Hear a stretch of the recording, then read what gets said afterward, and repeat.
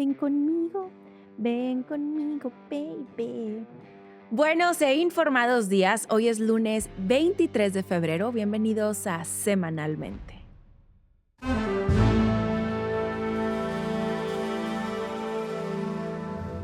Hoy sí estoy muy de buenas, muy de buen humor porque qué forma de cerrar febrero. Han sido 2 meses de este año, 2026, extremadamente movidos, controversiales, con muchas dudas, pero sin lugar a dudas lo que pasó la semana pasada, para ser exacta, la mañana del 19 de febrero del 2026, era algo que pues parecía prácticamente impensable hace unos años. Es más, yo me atrevo a decirles que hace unos cuantos días. Y es que qué gran noticia el que la policía británica arrestara al expríncipe Andrés, el hermano del rey Carlos III.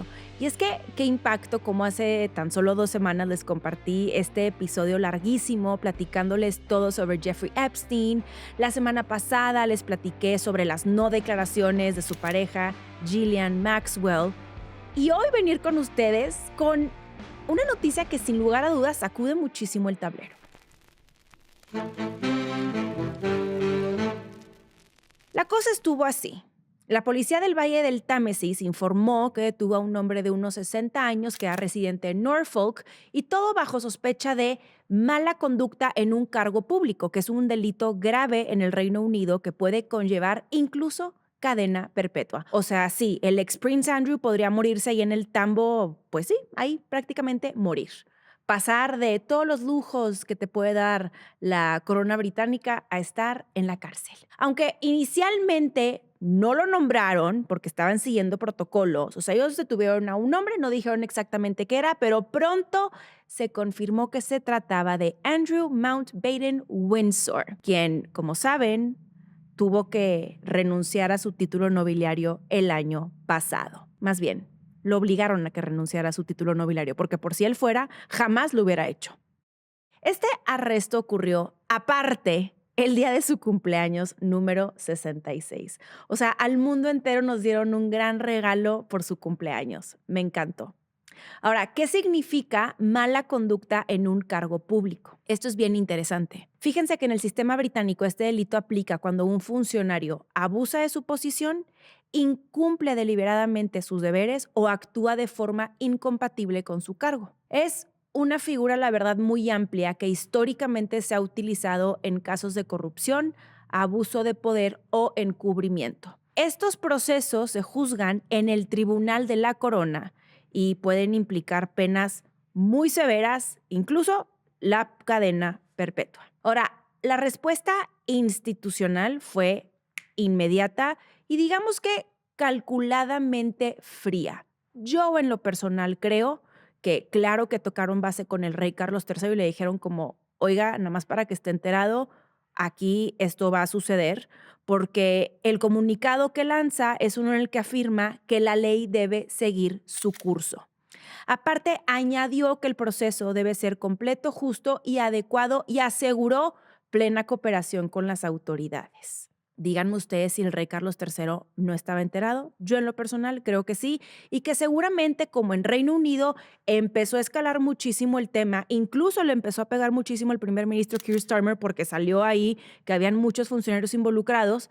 Seguramente, si tienen ahí un buen gestor de crisis y alguien que sepa analizar cómo está el panorama, le han de haber dicho al rey Carlos, váyaseme preparando porque esto seguramente se viene. Ahora, esto marca un hecho sin precedentes porque es la primera detención de un miembro de la familia real británica en la historia moderna. Algo que a mí me llenó de mucho gusto fue ver cómo reaccionaron familiares de Virginia Giuffre, que como saben fue una de las principales denunciantes del caso de Epstein y aparte profundamente involucrada en el caso del ex príncipe Andrés que abusó de ella, en donde desplegaron un documento diciendo que nadie está por encima de la ley, ni siquiera la realeza. Como a estas alturas saben, la figura de Andrés está inseparablemente ligada al escándalo de Jeffrey Epstein desde hace décadas. La relación entre ambos está documentada por correos electrónicos, registros de viaje, fotos, testimonios judiciales, investigaciones oficiales. Como saben, también la fotografía, que me atrevo a decir que es de las más difundidas,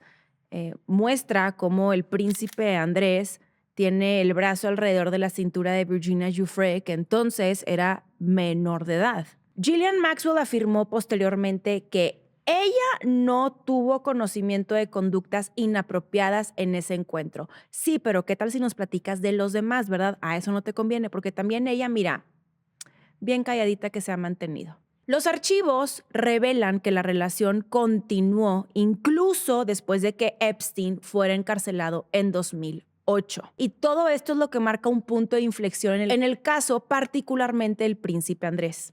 A ver, Epstein lo encarcelaron en el 2008, pero correos muestran que en 2010 Epstein y el príncipe Andrés seguían en contacto, en donde estos correos inclusive muestran que tenían invitaciones a cenar, propuestas para conocer mujeres jóvenes, referencias a visitas en Londres y Nueva York, hasta esta invitación que les platiqué para cenar en el Palacio de Buckingham. Después, ese mismo año, en el 2010, el príncipe Andrés fue fotografiado paseando con Epstein, casualísimos de la vida, en Central Park. Cuando empieza a estallar nuevamente todo este tema de Epstein, el príncipe Andrés salió a decir que él rompió relación con Epstein en 2010.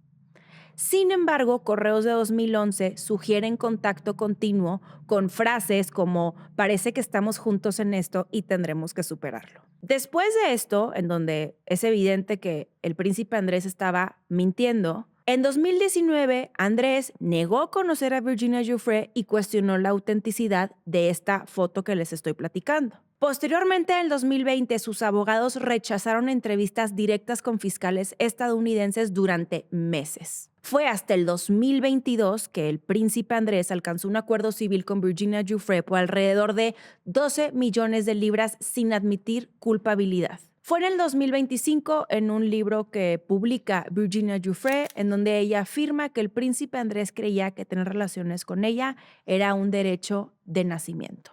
Tras la publicación de los nuevos archivos de Epstein, aquí la presión se fue en aumento, porque legisladores estadounidenses pidieron que Andrés testificara.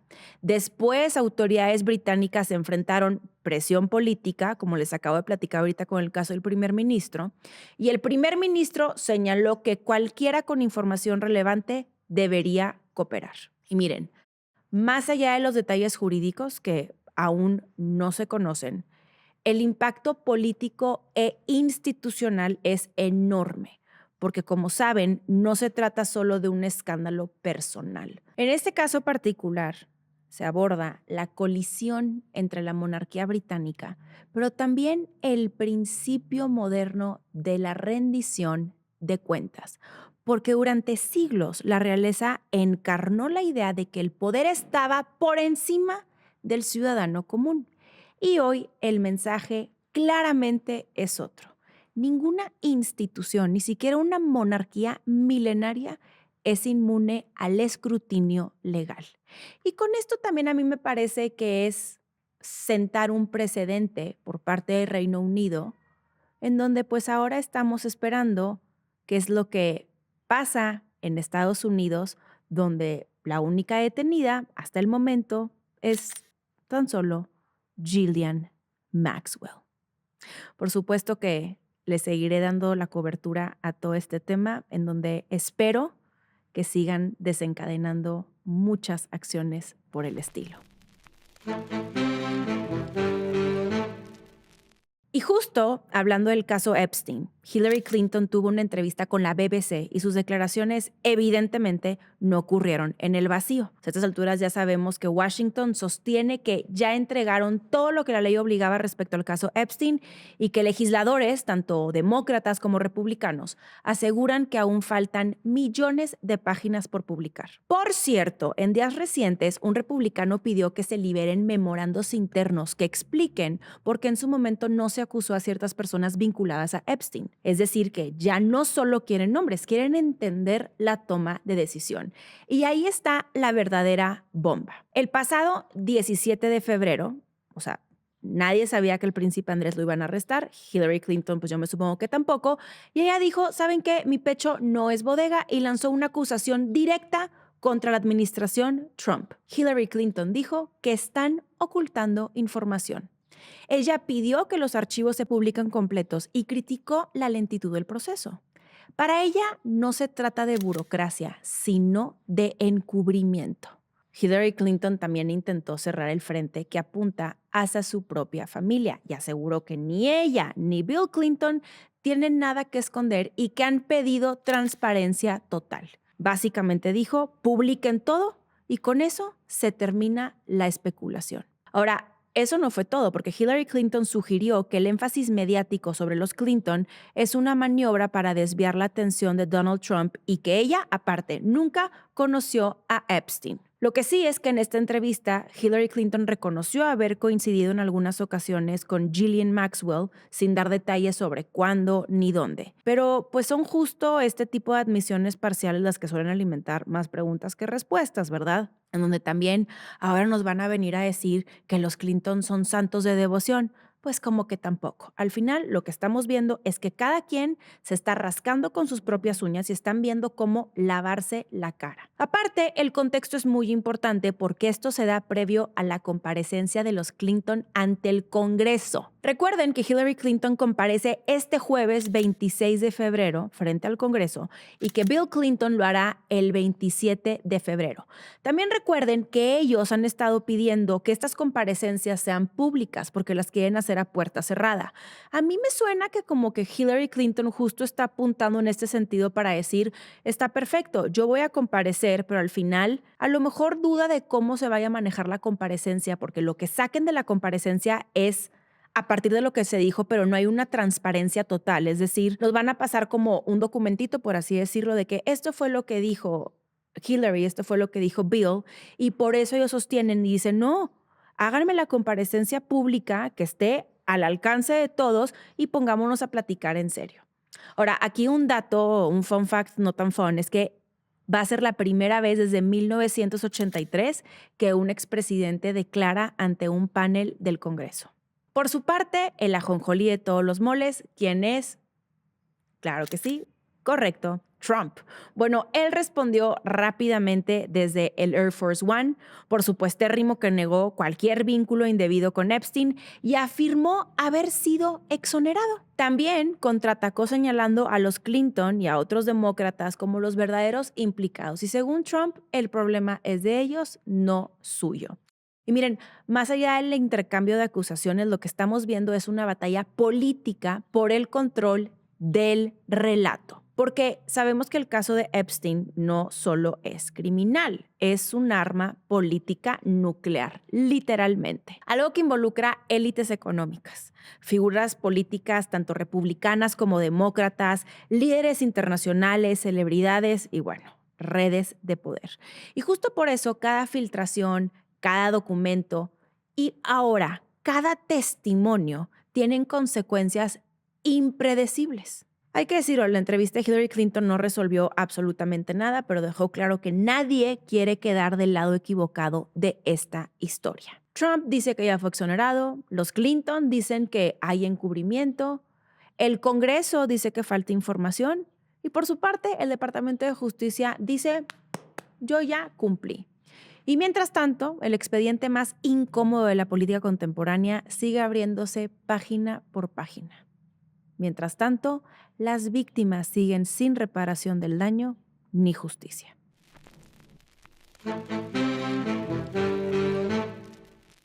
Para este siguiente tema, el contexto es importante.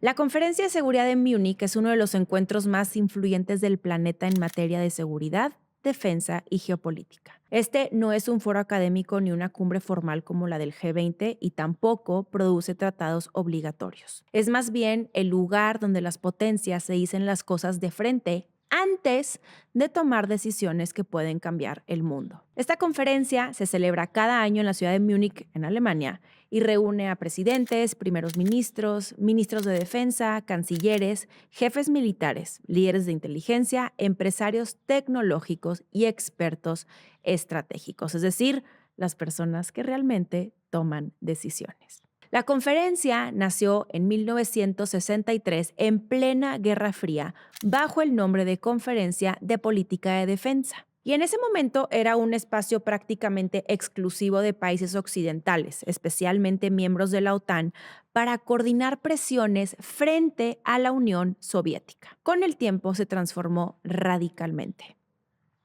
Después del colapso soviético, dejó de ser un club occidental y empezó a invitar a Rusia, a China, países emergentes y a actores no estatales, de tal forma que hoy es un foro global. Pero su ADN sigue siendo el mismo, que es el de discutir riesgos de seguridad antes de que se conviertan en crisis irreversibles. Esta conferencia importa porque lo que se dice ahí no suele ser casual. Muchos discursos históricos que anticiparon conflictos o incluso cambios estratégicos ocurrieron en Múnich. Ahí se han anunciado giros en política exterior, advertencias militares, redefiniciones de alianzas e incluso rupturas diplomáticas. Es, en términos súper simples, un barómetro del estado del mundo.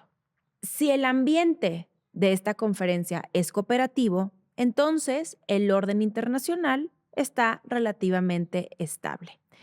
Pero si el ambiente es tenso, suele indicar que hay una tormenta en camino. En los últimos años, la conferencia ha reflejado un cambio profundo. Hablamos de la rivalidad entre Estados Unidos y China, la guerra en Ucrania, el resurgimiento de conflictos regionales, la crisis energética y tecnológica y la redefinición del poder global. Por eso, más que un evento diplomático, hoy Múnich funciona como una radiografía del desorden internacional. Un lugar donde se intenta entender hacia dónde va el mundo, pero sobre todo, quién va a dominar. Hubo un tiempo en que la Conferencia de Seguridad de Múnich era un evento técnico, casi, digamos que aburrido, donde especialistas debatían mucha teoría internacional. Pues bueno, ese tiempo se acabó y hoy es un escenario donde se mide el pulso del orden mundial. Y este año el ambiente fue todo menos estable. El propio anfitrión describió el momento como una era de política de bola de demolición, un periodo en el que los cimientos del sistema internacional están siendo golpeados desde múltiples frentes al mismo tiempo. No estaban discutiendo si el orden estaba en crisis, discutían quién estaba empujando más fuerte para derribarlo. Y ahí apareció Estados Unidos. El encargado de representar a Washington fue Marco Rubio.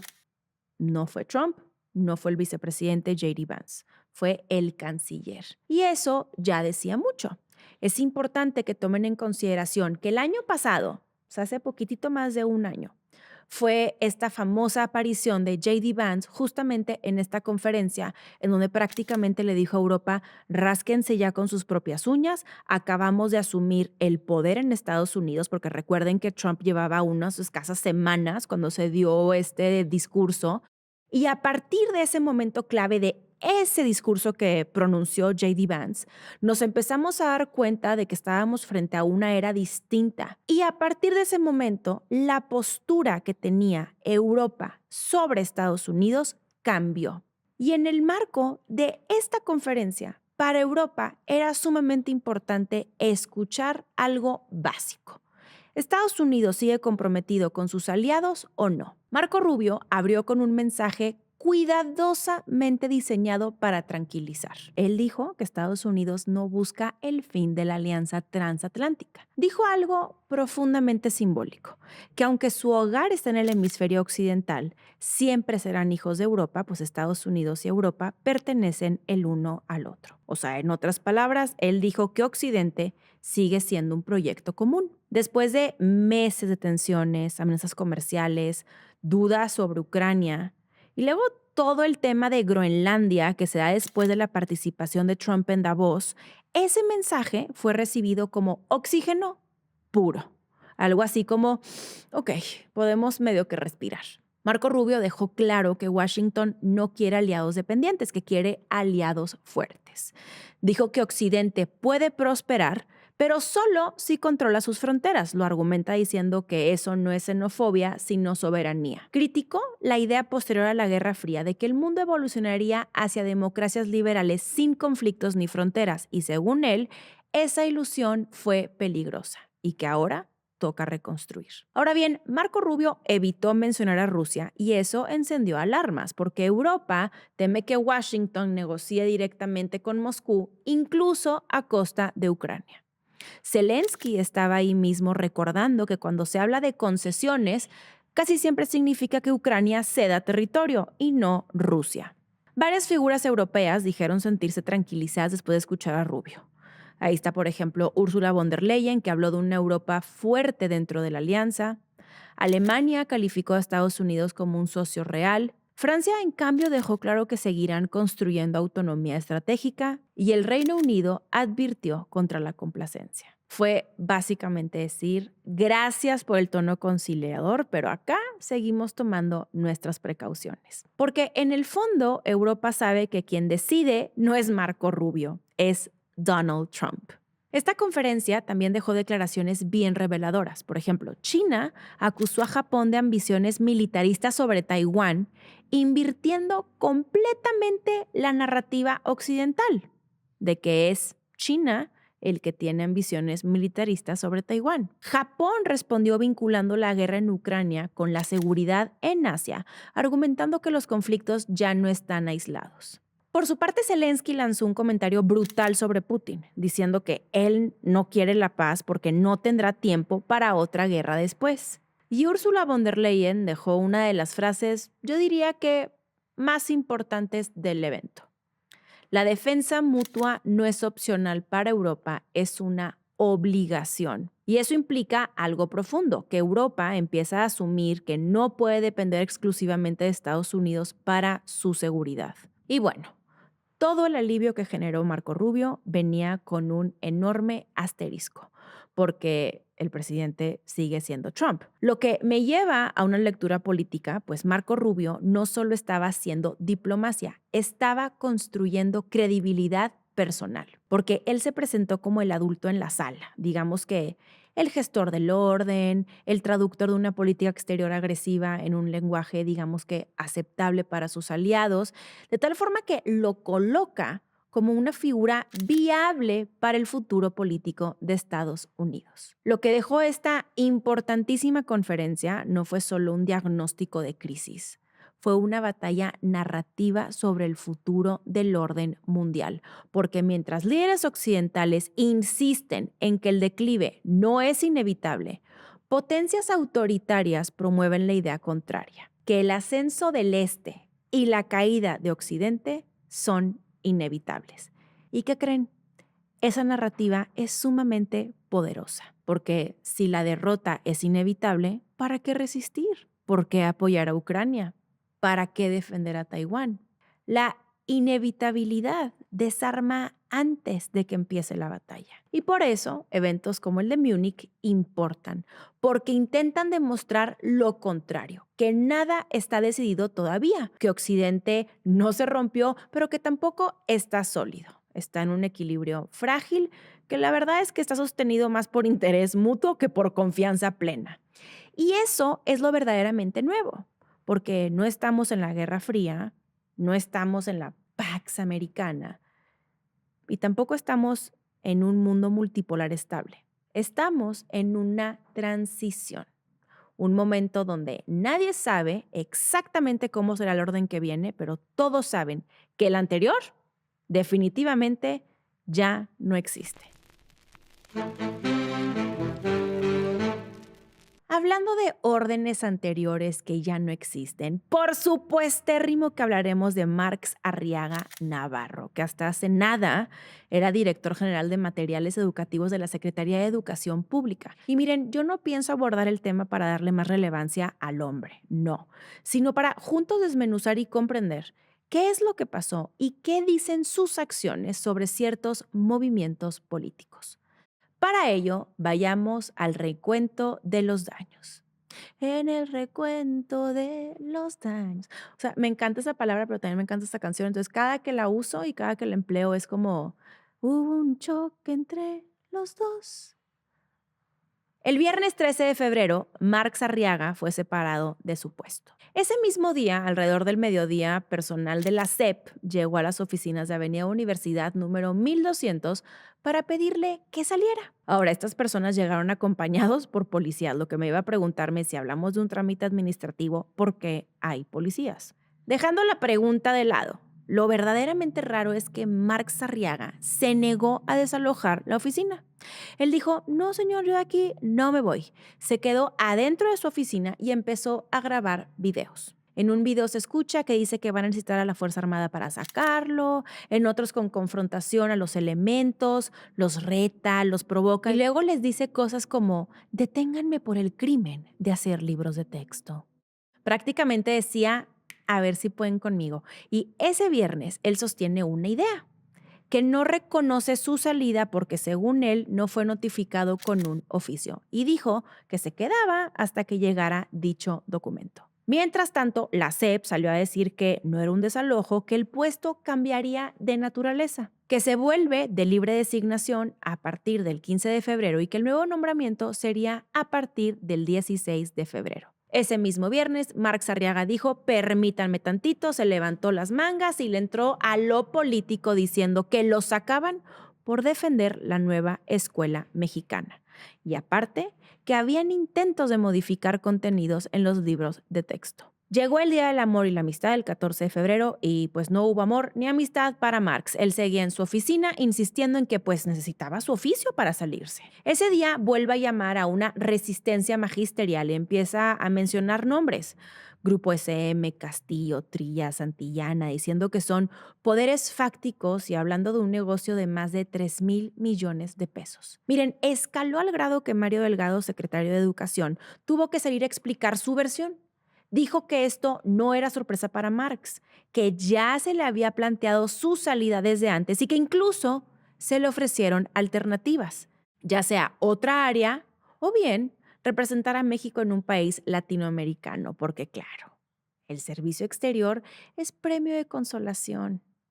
Y bueno, Marx Arriaga lo rechazó. Llegó el lunes 16 y el Marx seguía ahí con su misma postura y aferradísimo a la silla. Incluso armó una transmisión en vivo e hizo una asamblea con docentes del Comité de Defensa de la nueva escuela mexicana. Ese mismo día afirmó que desde el 22 de octubre le pedían cambios en los libros de texto, que los estaban presionando para modificar el material y que querían eliminar memoria histórica de la lucha magisterial. Fue ese mismo lunes que la presidenta Claudia Sheinbaum salió a explicar el motivo del relevo y dijo que Marx no estaba de acuerdo con modificaciones a los libros y que tuvieron un desencuentro. Después de ese rasponcito, la presidenta dijo que Marx Arriaga hizo un trabajo extraordinario con contenidos y que ella no estuvo de acuerdo con las formas en que se notificó su salida. O sea, para el lunes el gobierno ya trataba de mantener dos mensajes simultáneos. Sí hay relevo, pero no hay guerra. Y los contenidos no necesariamente cambian. Y bueno, fue hasta el martes 17, 4 días después, que por fin llega el mentado oficio. En ese documento se establece que desde el 16 de febrero se designó a Nadia López García como nueva titular y que se iniciaba el proceso de entrega-recepción. Y así, finalmente, Marx Arriaga se fue. Y cuando se fue yo me imaginaba la canción de ¿A dónde irán las golondrinas? Y lo veías de cuenta con su cuadro de Max, de que llegando a Ciudad Juárez y yo, es que drama de horario estelar de Televisa. ¿Qué es eso? En fin, se fue Marx y llegó Nadia López García, hija de jornaleros agrícolas oaxaqueños, hablante de lengua mixteca, autora de 11 libros con trayectoria en educación y defensa de lenguas originarias. Ella fue la coordinadora nacional de literatura en el IMBAL y ha recibido reconocimientos como el Premio Nacional de la Juventud.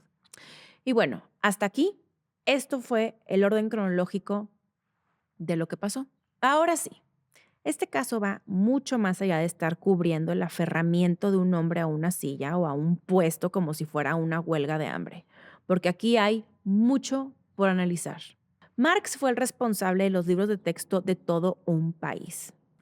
Un funcionario de tercer nivel, hay que decirlo, porque está en el orden jerárquico de tercer nivel, que se niega a dejar el cargo durante 4 días, que reta policías, que convoca movilización, que cuestiona decisiones institucionales desde dentro y que aún así recibe elogios públicos desde el más alto nivel. Esto resulta en que más allá de preguntarnos por qué se fue, terminemos preguntándonos por qué pudo hacer todo eso sin consecuencias visibles. Porque cuando el Estado pierde capacidad para ejecutar sus propias decisiones, lo que queda es ambigüedad de poder. Y la ambigüedad en educación es especialmente delicada, porque los libros de texto no son un trámite administrativo, son la narrativa oficial de un país sobre sí mismo, sobre su historia, su identidad, su visión de futuro. Y por eso este episodio no se trata solo de Marx Arriaga, sino de una clara reconfiguración del poder. Para entender por qué este episodio fue tan tenso, primero hay que entender quién es Marx Arriaga y cómo llegó hasta ahí. Marx Arriaga Navarro nació en el 81 en Texcoco, Estado de México. Él no es un improvisado ni un cuadro político tradicional, es ante todo un académico. Tiene doctorado en Filología Hispánica por la Universidad Complutense de Madrid, maestría en Teoría Literaria y licenciatura en Letras Hispánicas por la UAM. Durante más de una década fue profesor e investigador en la Universidad Autónoma de Ciudad Juárez, donde participó en rediseños curriculares y proyectos de enseñanza de la literatura. Incluso recibió en 2015 un premio estatal en Chihuahua en el área de Humanidades y Educación. Su vínculo con el poder político aparece en 2013, cuando fungió como lector sinodal en el examen doctoral de Beatriz Gutiérrez Müller, esposa del entonces líder opositor Andrés Manuel López Obrador. Ese detalle es clave porque cuando López Obrador llega a la presidencia en 2018, Arriaga entra al gobierno como director general de bibliotecas públicas. Ahí impulsa reformas para mejorar las condiciones laborales del gremio bibliotecario y se consolida dentro del aparato cultural del nuevo régimen. Su cercanía con la entonces primera dama se hizo pública. Gutiérrez Müller celebró su incorporación con un mensaje elogioso, destacando su preparación, su cultura y su elocuencia. Y fue así que en 2021 llega al puesto que lo convertiría en figura nacional, director general de materiales educativos de la SEP. Desde ahí coordinó la elaboración de los libros de texto de educación básica y el rediseño curricular de la llamada Nueva Escuela Mexicana, impactando así directamente a más de 23 millones de estudiantes. Si ahorita ustedes escucharon esto de la Nueva Escuela Mexicana por sus siglas NEM y dicen, Mariana, ¿de qué estás hablando? No se preocupen, les platico. Recuerden que con Peña Nieto se hace una reforma educativa. Llega López Obrador en el 2018, reprueban la mayor parte de la reforma educativa e instauran un nuevo modelo educativo que llaman la Nueva Escuela Mexicana. Este modelo se presenta como uno centrado en el estudiante, que está basado en inclusión, en equidad, en diversidad cultural y que busca garantizar acceso educativo sin importar contexto social o geográfico. Sus críticos, sin embargo, la consideran un proyecto con fuerte carga ideológica y con múltiples deficiencias en sus contenidos, principalmente en el área de las ciencias y matemáticas. Para sus defensores, esta fue una transformación necesaria del sistema educativo. Y aquí nada más una pausota, todos los libros de texto siempre han sido ideológicos y siempre cuentan la historia desde la óptica de quien está en el gobierno en turno. Nada más aquí como dejando ese punto en claro.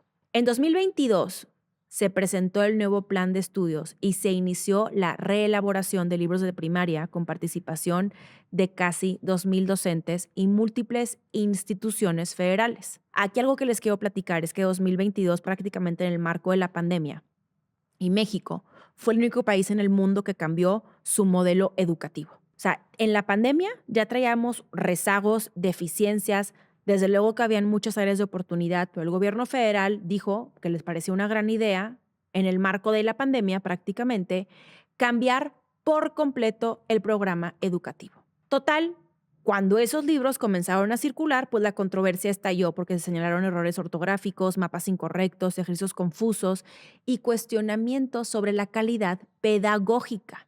Se habló de contenidos con errores científicos básicos, datos históricos incorrectos e inconsistencias geográficas elementales. Y aún así, Marx Arriaga permaneció en el cargo.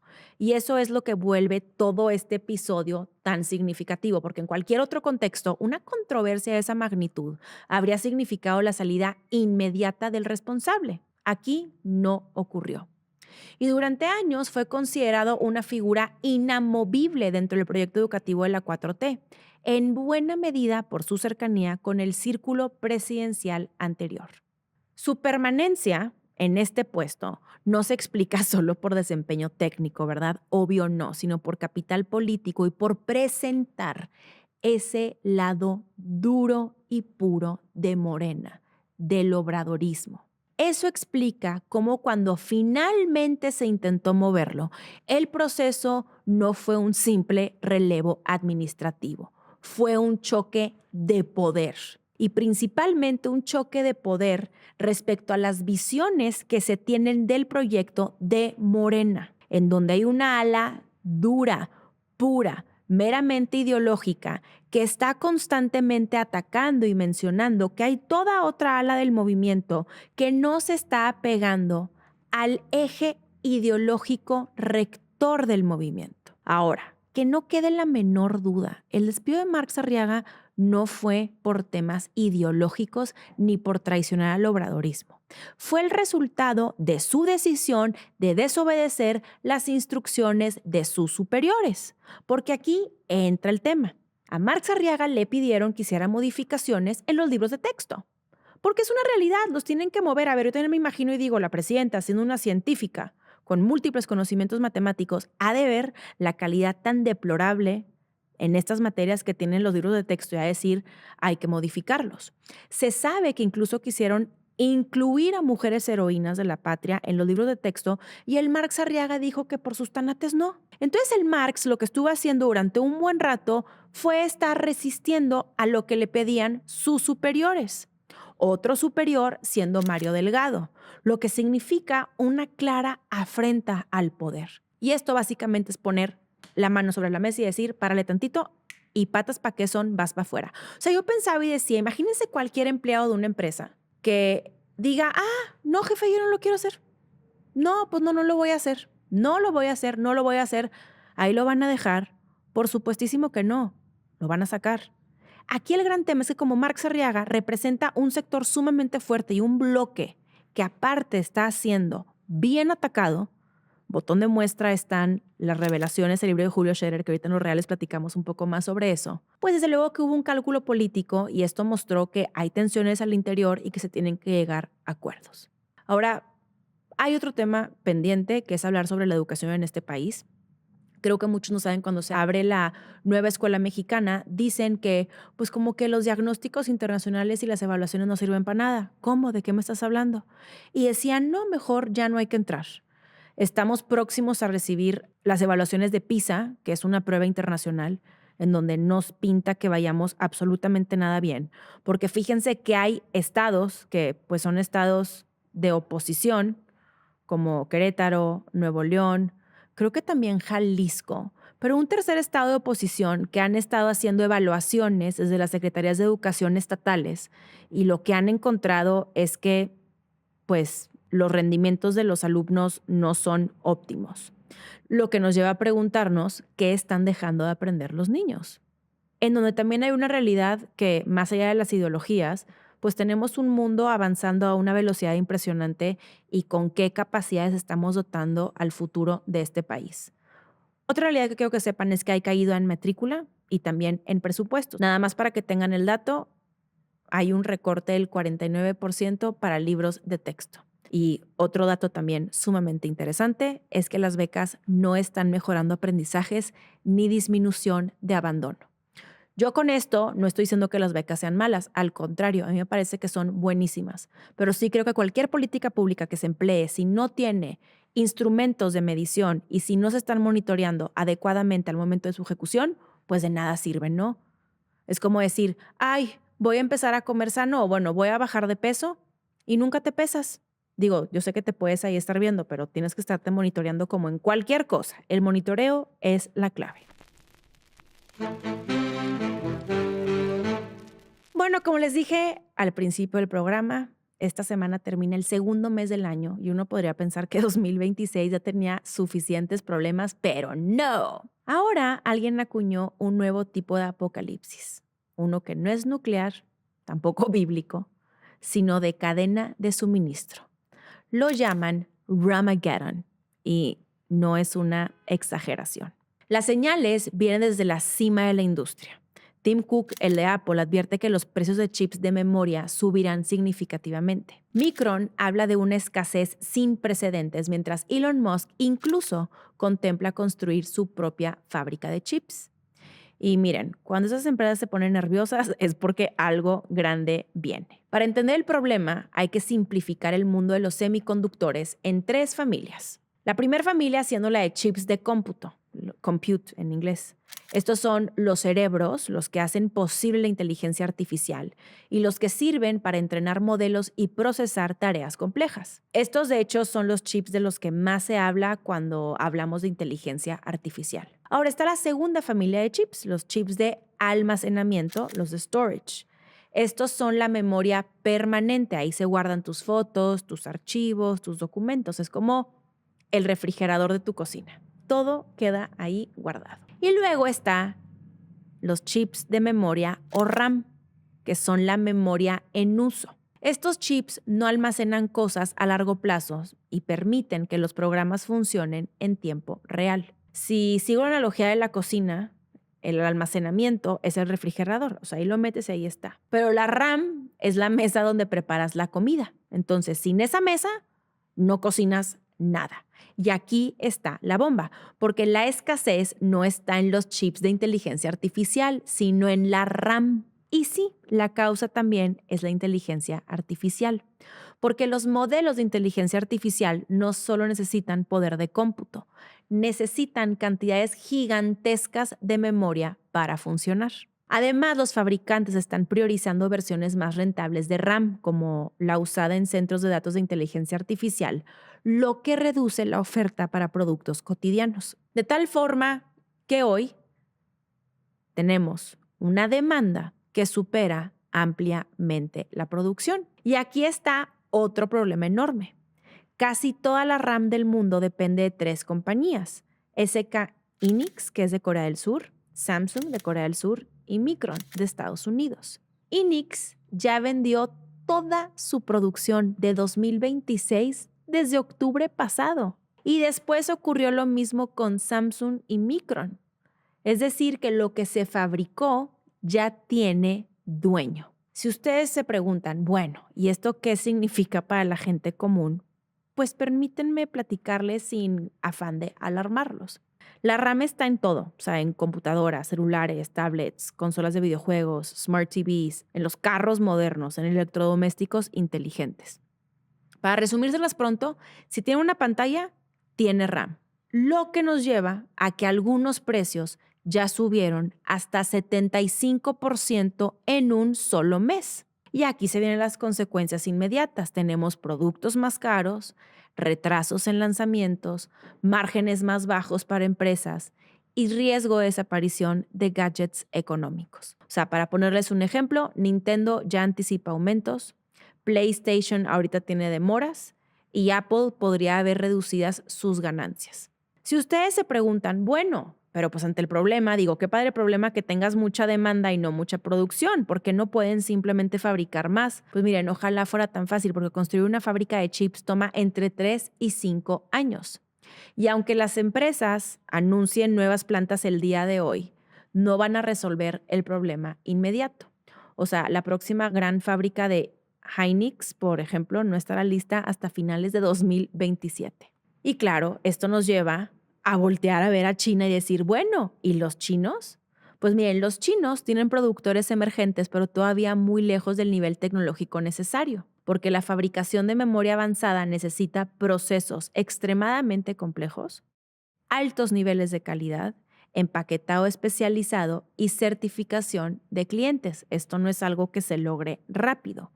Así que esto de verdad importa porque no estamos ante un simple problema técnico. Estamos viendo cómo la revolución de la inteligencia artificial está chocando con los límites físicos del mundo. porque la inteligencia artificial necesita energía, tierra para centros de datos, talento especializado, capital gigantesco, influencia geopolítica y ahora también toda la RAM disponible. Así que la inteligencia artificial promete cambiarlo todo, pero para hacerlo está consumiendo todo: electricidad, recursos, infraestructura. Y pues bueno, ahora también la memoria de los dispositivos que usamos todos los días. Así que la próxima vez que le preguntes a la inteligencia artificial algo así como, ¿cuál es el mejor drink que me puedo tomar esta semana? Recuerden que la respuesta que te da la inteligencia artificial puede ser gratis, pero el nuevo iPhone, la nueva iPad o la consola que hacen posible que te dé esa respuesta, ahora pueden costar muchísimo más. Porque el futuro ya no solo se está construyendo con algoritmos, se está construyendo con chips y ahora mismo esos chips, ¿qué creen? Se están agotando. ¡Woo! ¡Padrísimo! Un problema más.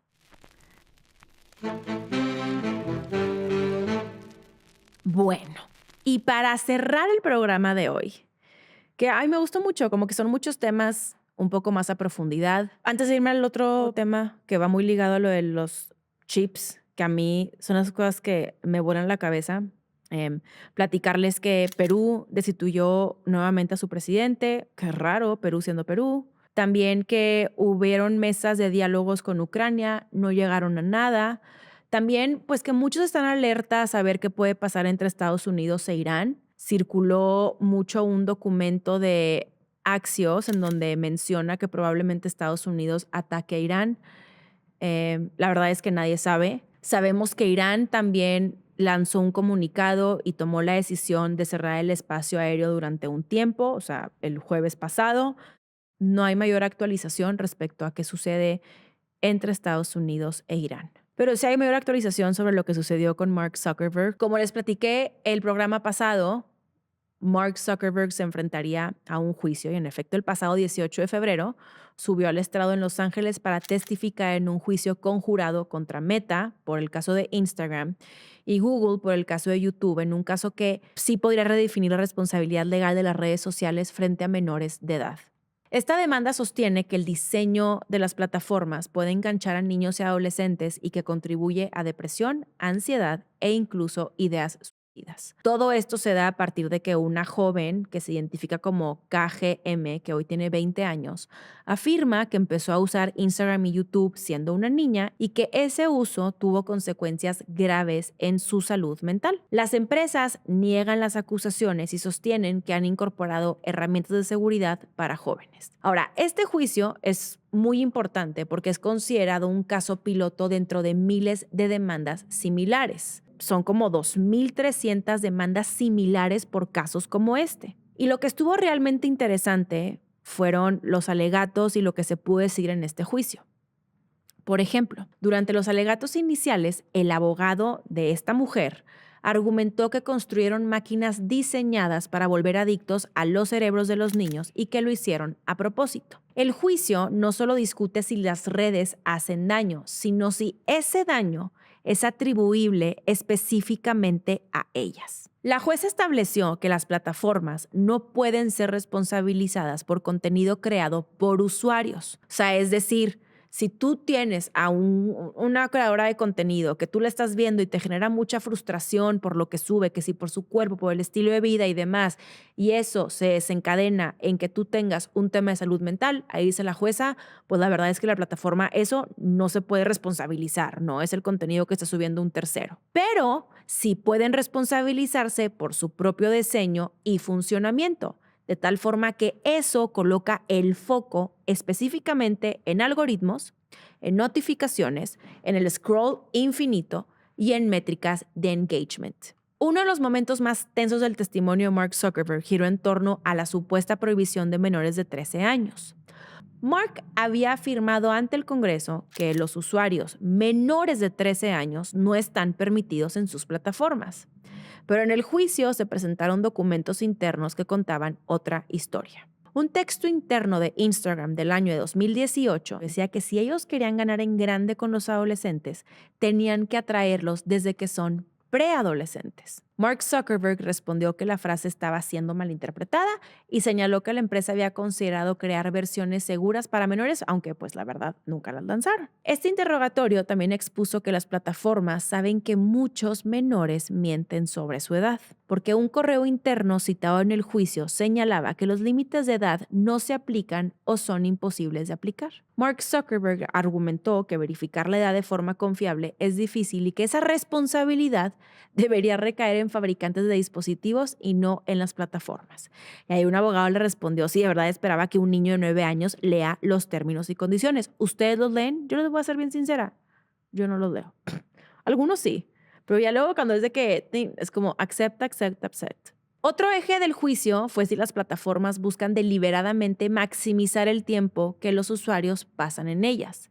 Y se presentaron correos internos de 2014 y 2015 con objetivos para aumentar el tiempo de uso en porcentajes de doble dígito. Mark Zuckerberg reconoció que en el pasado existían esas metas, pero afirmó que la empresa cambió de enfoque. Sí, ajá, me chupo el dedo. También se mostró un documento con hitos para aumentar el uso diario de Instagram de 40 minutos a 46 minutos entre 2023 y 2026. Meta sostuvo que esas no eran metas, sino indicadores internos. Y su argumento siendo que si el producto es bueno, la gente lo usa más, que ese sería un efecto secundario, ¿no? El que la gente quiera pasar más tiempo en la plataforma, pero que no es necesariamente el objetivo. Algo que es importante que conozcan es que las plataformas suelen ampararse en una ley federal que las protege de responsabilidad por contenido de terceros, que es una de las normas más debatidas del Internet moderno. Esto que les digo, y ahí siempre se quedan ellos, porque hay muchísimos casos, desde TikTok, Snapchat, en donde dicen, bueno, a ver, es que yo me estoy protegiendo de mi responsabilidad en el caso de la salud mental por el contenido de terceros. Y es justo uno de los grandísimos debates. Ahora, algo que ocurre en paralelo es que gobiernos de todo el mundo están avanzando hacia restricciones de edad y controles más severos. Por ejemplo, en Australia hay prohibición de redes sociales para menores de 16. En Francia, propuesta para prohibirlas a menores de 15. En España hay un debate para fijar el límite en 16 años. En Dinamarca ya hay prohibición a menores de 15 años con excepciones parentales. En Reino Unido ahorita hay una consulta para vetarlas a menores de 16. Mientras que en Canadá hay un plan para prohibir acceso a menores de 14 años. En China hay un endurecimiento de protección de datos de menores. Y si se preguntan ustedes, bueno, ¿y en México? Solo en el estado de Querétaro hay una iniciativa para restringir acceso a menores de 14 años. Y la lógica detrás de estas políticas es muy similar entre sí, siendo esta que el modelo de negocio de las redes sociales depende de capturar atención, lo que no es una sorpresa para absolutamente nadie, aunque Mark Zuckerberg diga lo contrario, y que los menores son especialmente vulnerables a ese diseño. Y claro, ¿qué decirles del sexting, de la cantidad de pedófilos que hay en el mundo, del grooming? Y un larguísimo etcétera. Este juicio, por sí mismo, puede marcar un precedente histórico, porque si el jurado concluye que el diseño de las plataformas causó daño, las consecuencias podrán incluir indemnizaciones millonarias, cambios obligatorios en algoritmo y funciones, nuevas regulaciones globales y redefinición del modelo de negocio de redes sociales. Así que no estamos hablando solo de una demanda individual, como el caso de esta chava KGM de 20 años. Se trata de decidir si las redes sociales son herramientas neutrales o si son productos diseñados para enganchar. Y si se demuestra que son productos diseñados para enganchar, entonces abre la puerta a que estas herramientas tengan que hacer algunos cambios. Este caso sigue en desarrollo, así que yo les voy a estar platicando todo respecto a él porque me parece de lo más interesante.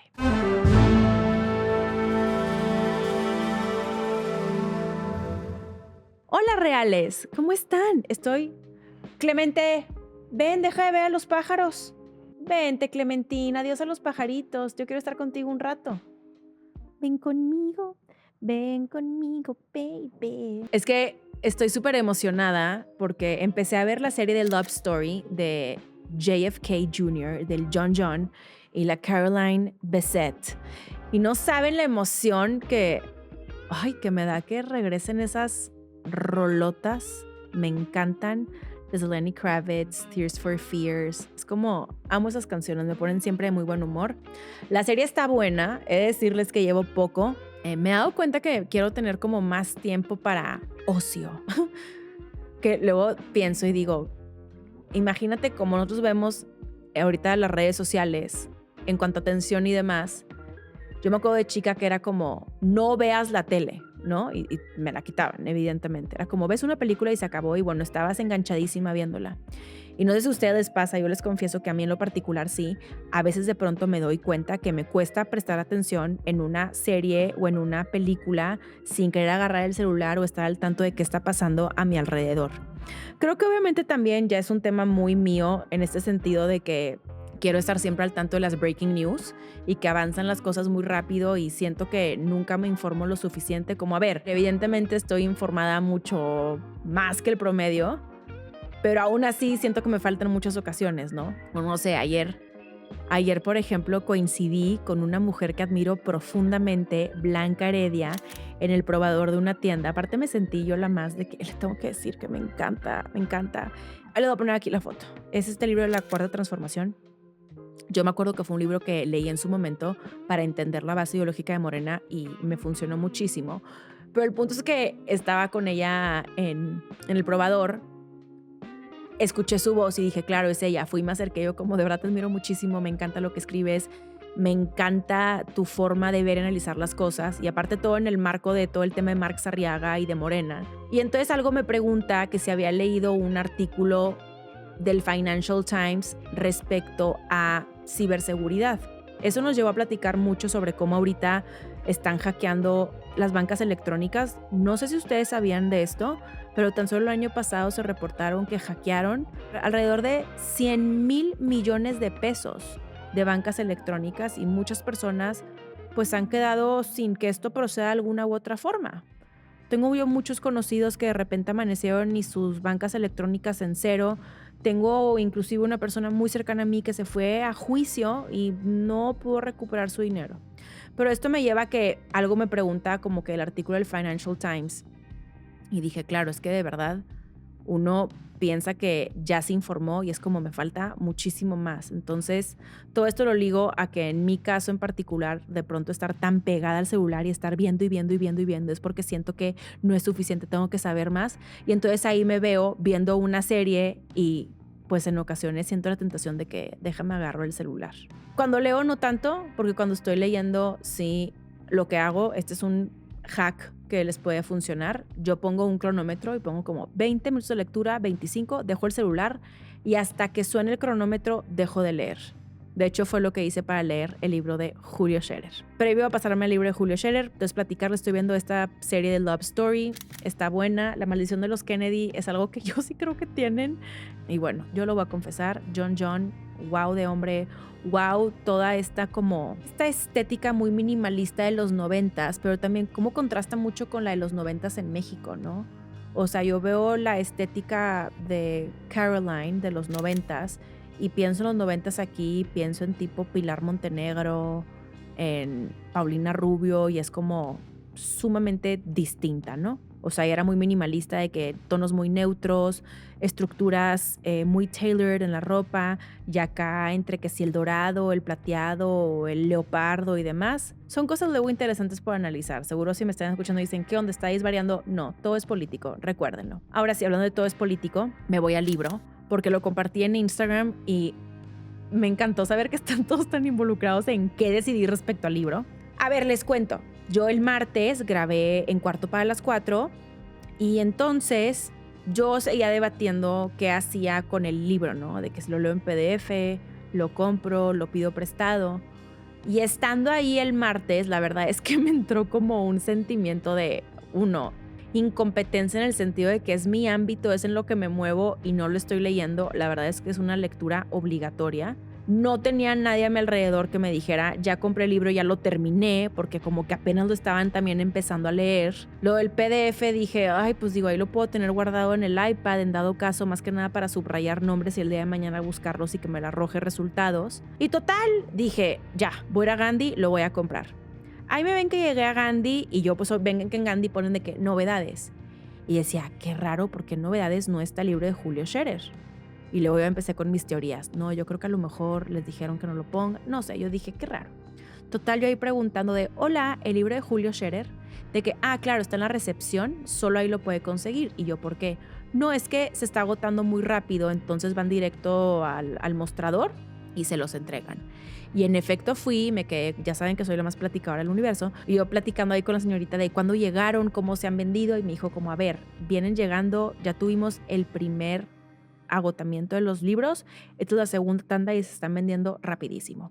Total, yo procedí a leer esta política ficción, bueno, yo la denomino como política ficción, pero que sí creo que está muy apegada a la realidad en muchas cosas, y sentía que estaba como abriendo el burn book de Mean Girls, ¿se acuerdan? De que, te odio. Yo, claro, es el momento en el que él está platicando todo esto. Miren, no lo he terminado, ¿para qué les he hecho mentiras? Pero de lo que he podido ver, y así como que ojear y leer, es que es una radiografía de cómo se ejerció el poder durante la administración de López Obrador. Que digo, que como que chistoso, pero no, que justo el programa pasado cerré bastante molesta diciéndoles lo que yo considero que es una urgencia y una prioridad, que es la profesionalización de la labor pública política. Y entonces leer en este libro que básicamente la forma en la que tomaban decisiones en el gobierno del pasado presidente Andrés Manuel López Obrador era más apegado a lealtades que a capacidades, pues me empezó a explicar un montón de cosas. Insisto, para mí no es novedad porque lo veíamos, era como algo muy evidente, más bien la manera en la que se empezó como a hacer uso del aparato de poder, de la toma de decisión. Hay en muchos momentos en donde Julio Scherer se inculpa a él mismo porque es como, vato, eras el consejero jurídico, neta, ¿no sabías que eso no se podía hacer? O más bien, sí sabías que no se podía hacer, pero como querías seguir teniendo tu puesto, no le decías nada al expresidente porque eso iba a ser sinónimo a que te pusieran una congeladora. Que es de pronto estas nociones que tenemos respecto a la lealtad, ¿no? De donde pareciera que la lealtad que tenemos, y a ver, lo pueden extrapolar a cualquier cosa, a sus vidas personales, relaciones con sus jefes, con sus compañeros de trabajo. O sea, ¿en qué momento la lealtad es meramente guardar silencio y no decirte tus fallas o tus áreas de oportunidad o en qué puedes mejorar? O sea, ¿en qué momento la lealtad está peleada con la retroalimentación? Creo que es algo muy personal, como cada quien decide verlo de esa forma, pero sí definitivamente el que el presidente tuviera esa visión hizo que muchas cosas no salieran bien, que hoy estemos viendo de primera mano y viviendo las consecuencias de muchísimas acciones. Donde, por ejemplo, yo les hablaba del tema educativo, y yo misma reflexiono y digo, ¿cómo diantres hablamos de un plan México? De que estemos constantemente viendo cómo enaltecer lo que se hace en México, fomentar la economía local, cuando nuestras niñas y niños no están preparados con las bases que requiere el mundo laboral. Y sí, me podrán decir, tu perspectiva es muy capitalista, lo sé, pero al final del día así se mueve, ¿no? Y entonces, ¿cómo vas a propiciar que aquí estés reteniendo talento? O algo todavía más delicado, ¿cómo vas a propiciar que el crimen organizado no siga reclutando jóvenes? Pero todo esto también va muy de la mano con decisiones que han sido catastróficas, porque entonces te hablo del Plan México, que ahorita es un esfuerzo, yo te diría que coordinado y muy desesperado por parte del gobierno federal, porque ya saben que si esta economía no crece, estamos destinados, pues olvídate del fracaso. O sea, de entrada, su política social, que es lo más fuerte que tienen, donde son los programas sociales, que aparte ya están por derecho en la Constitución, no va a haber lana para pagarlos. O sea, no va a haber. Pero entonces tú dices, bueno, voy a hacer un plan México, tengo que ver cómo crecer la economía, y quienes propician en gran parte que crezca la economía, que son dos cosas, tanto las inversiones de privados como la misma inversión pública, que es lo que más te crece el PIB, pues ¿quién quiere invertir en México si vean nada más ustedes lo que tenemos en el Poder Judicial? En donde ya empezaron a salir diagnósticos y muchos análisis respecto al pésimo desempeño, a la lentitud en procesar, a la falta jurídica, en fin. Creo que uno de los grandes daños que nos hemos hecho a nosotros mismos al momento de comunicar, de platicar sobre política, de analizar, es constantemente encasillarnos. Me encasillan un montón. Es que tú estás defendiendo a la presidenta de la administración. Claro que no. O sea, yo siempre matizo también mis opiniones y hay cosas en las que tampoco no estoy muy de acuerdo. Sí creo que este es momento de un análisis mucho más fino. Y que para analizar, pues de pronto tienes que decir cosas con otras ópticas. Eso no es sinónimo de que apoyes o no. Pero como nosotros mismos nos hemos estado comprando esta idea, bueno, yo me estoy incluyendo por incluirlos a todos, sino que ustedes lo están haciendo, no, sino en general. ¿Cómo no nos damos cuenta que esa misma forma de pensar está propiciando que incluso al interior de quienes toman la decisión lo empiecen a ver así, como tú estás traicionando? O sea, imagínense ustedes que el caso de Marx Arriaga radica porque el hombre no se cree que sus libros son la obra de Dios, así como no modifiques esta obra porque yo la hice y está casi que patentada y si le mueves va a valer menos, como si fuera Van Gogh, no inventes.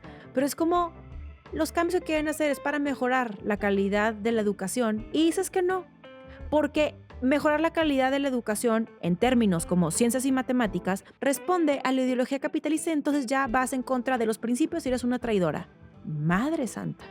En fin, creo que debemos ser cada vez más conscientes de cómo estamos viendo, analizando. Yo les anticipé que se venían estas cosas.